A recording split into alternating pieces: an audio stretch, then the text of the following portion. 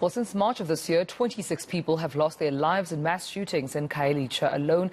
Police Minister Bheki Cele says he's ploughing more resources and money into the Western Cape. But he says one of the problems hampering successful crime fighting, there is what he calls environmental design. He says more CCTV cameras in poorer areas are actually what's needed. Well, in the most recent incident, 4 foreign nationals were gunned down in Khayelitsha on Tuesday night. But here's eNCA's Ayesha Ismail with that story. More recruits, more cars and more money. Police Minister Bheki Cele says those accusing him of starving the Western Cape are not being fair. We are simply saying we have problems here. One of the main problems in this province is environment design. When I went to Site C, where 6 people were killed, we were standing under this mass tall pole. Oh, the thing was not working. The camera, I'm told there is a camera there, was not working. If that camera was working, we would have arrested those people the next day.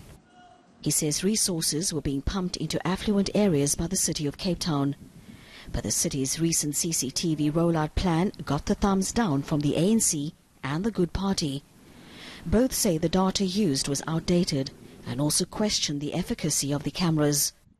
You cannot just go around the city installing cameras. There's got to be something a little bit more than just a camera. You need to have the manpower. You need to make sure your manpower is trained. You need to involve the community, the CPFs, the community-based neighborhood watchers, the lady on the street. You need to engage. A camera can never replace the community's eyes and ears.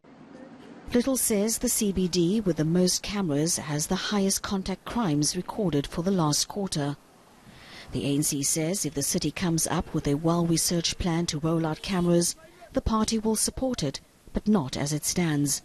The city must really come up with a multidisciplinary approach in addressing crime. Cameras alone cannot resolve crime.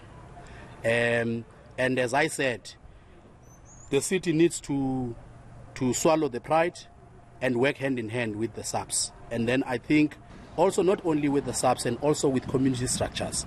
Don't underestimate the intelligence of the members of the community. If there is a gap between government and communities, we will continue to have this kind of a problem. He says cameras in Khayelitsha were dysfunctional and police complain that accessing footage is difficult. The city cited vandalism as one of the reasons for cameras not working. Ayesha Ismail, Cape Town.